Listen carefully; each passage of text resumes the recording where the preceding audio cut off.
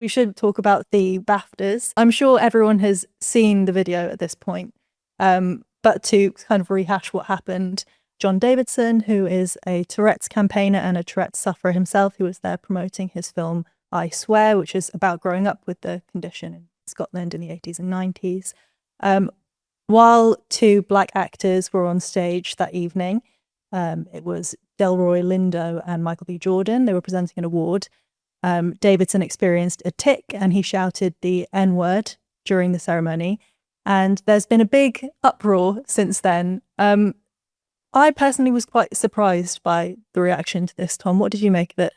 No, I was, in a way, it was predictable, wasn't it? But just the sheer cruelty of the reaction, I think, was pretty striking. So I think in some ways people struggle to compute it a little bit because they recognise that, of course, if he's suffering from Tourette's, it's well established that he's got a particular, I think it's about 1 in 10 Tourette's sufferers manifest this particular symptom, this particular tic, which is saying essentially the most taboo, the most kind of socially thermonuclear thing you could possibly say in any situation. And so, of course, this is explicable, unpleasant for the gentleman that it was hurled at, but at the same time, clearly he didn't mean it. And Alan Cumming, who was presenting or hosting the awards, I should say, gave a pretty prompt apology, but pointed out that this wasn't in the gentleman's control. I think in any sort of sane world, that probably would have been the end of it. But because we don't really live in the same world, it just went on and on and on. There was obviously the question about why the BBC decided to put out the show. It comes out 2 hours after it was actually took place, and then it ends up on the iPlayer with the slur included in it. I mean, apparently the people who were working on that were in a sort of radio car. They didn't hear it, and also it's very hard to make out on the tape anyway, so I think maybe that's not as much of a controversy as it necessarily had to be. But the fact that you even saw this other layer of it, which was some quite prominent people suggesting that actually he meant it, that it was actually purposeful. I think Jamie Foxx is probably the most famous one, who said no, he meant that shit. Again, just casting aspersions. Some discussion about, well, maybe he should have just been kept in a kind of VIP room by himself to one side whenever any black people were on stage. And it's, you know, for people who claim they care so much about inclusion, are you suggesting that no Tourette sufferer should ever be allowed at the BAFTAs again, should never have been allowed at the BAFTAs in the first place, because he might blurt out a word that he doesn't mean? And John Davidson's got form on this front. When he met the Queen a number of years ago, he shouted, "Fuck the Queen." And she just carried on. Now, of course, we all know what a toxic word the N-word is. We all, particularly if you're a black American, but in general, of course, it's still something which is going to affront anyone who is black and hears that thrown at them unexpectedly. But I think surely just taking a breath, understanding why that had taken place, moving on, would have been how a kind of healthy culture would react to this, rather than days and days of hot takes, which is what we've ended up with. And it should be noted that everyone at the BAFTAs was allegedly sort of warned that he might be shouting stuff out during the ceremony. When they were told that, people reportedly clapped, so they seemed fine with it in theory, just not when the tics actually happened. Rakib, do you think that this is the sort of be kind set, as it were, kind of exposing themselves a little bit? Are we seeing that intersectional politics is actually just a hierarchy of oppression?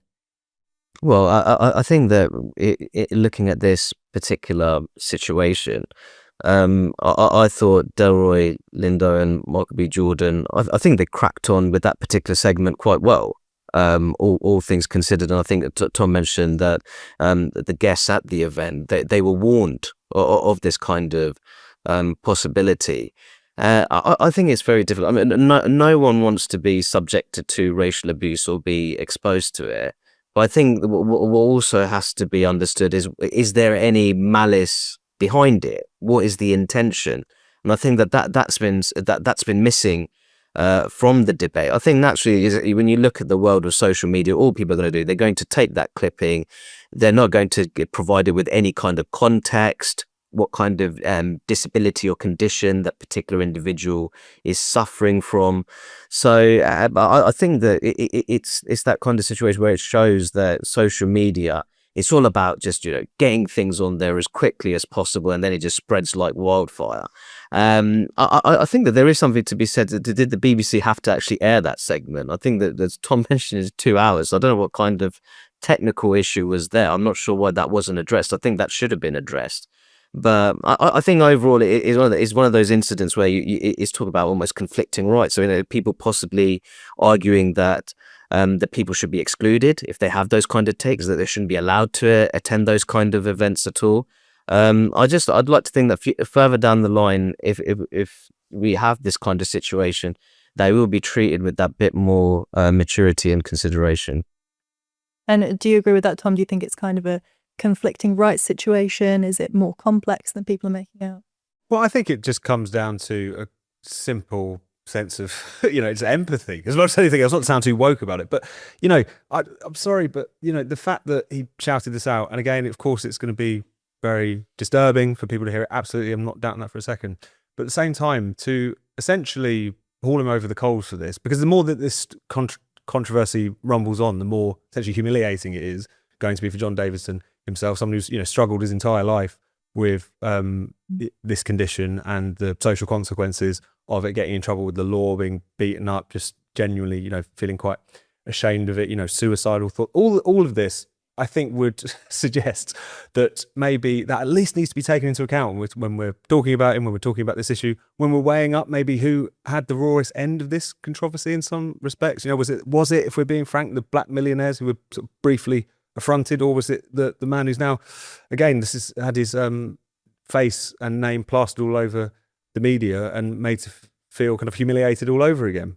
So it's I think this is, as I say, going back to my original point, this is the sort of thing which needn't be like this. But I think the problem is, obviously, any sort of N-word controversy is going to blow up like no one's business, and it's going to provoke a lot of reaction.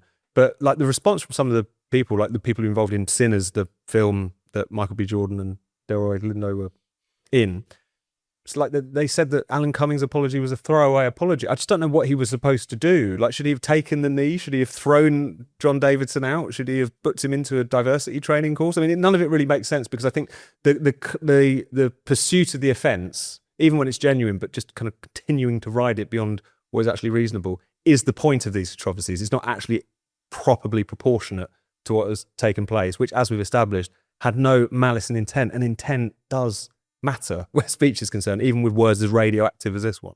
Yeah, absolutely. And obviously there were a few big names in there who did comment.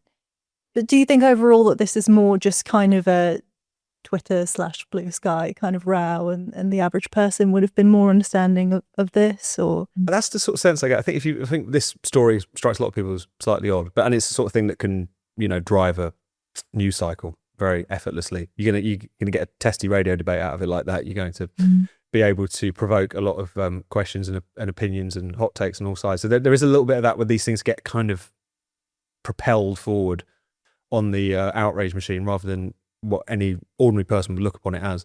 But I say the upshot of it is still quite unpleasant, which is that the gentleman in the middle of all of this has probably had a pretty awful week, and I don't think that was had to happen. Yeah. Do you agree with that, Rakib? Is there anything we can take away from this, or was it just an awkward moment that people are going to have to move past? Well, it naturally is an awkward moment.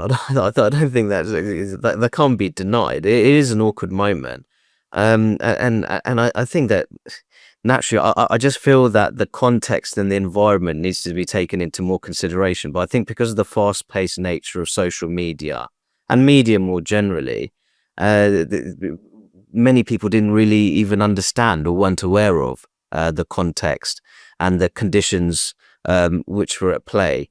I do suspect that when you take it away from social media and you talk to the average person, irrespective of their background, they'd at least be somewhat more understanding of the situation as a whole. So moving forwards, I think that was making guests aware that if someone with that kind of condition might be able to make that kind of comment, which isn't it's something that they're doing deliberately. It's a condition at the end of the day. I think that'd be helpful. But I think the BBC as well, considering that there was a 2-hour lag on all this, why this was aired, I have absolutely no idea. I think that they could have done more to make sure that it wasn't aired to begin with. So I think there's definitely lessons to be learned. I suppose it's one of those. This is an interesting thing. The N-word controversies are obviously much more numerous in America, where obviously that word has a particular history. Not to say that it's inoffensive here, but such is the sometimes, dare I say, sort of oversensitivity around some of these things. There's an amazing Wikipedia article, which is basically N-word controversies that don't actually involve the N-word, just words that sound like it. Like there was a professor in America who was talking about, doing, I think he was in some sort of business school, talking about working with Chinese clients, and he was explaining their use of the word nega, N-E-G-A, which is a kind of filler word, and he was sacked over that. Or there'll be cases of someone using the phrase niggardly and in some sort of context and then being sacked over that as well. So often, whenever this debate comes up, even in situations where either the intent is clearly not what is being made out to be, or even it's just something that sounds like it, it just shows you how potentially radioactive this particular area is. And it's not to say that there's, obviously it's a very offensive word. That should go without saying. But as ever, proportion can sometimes go out the window once the hot takes start to fly.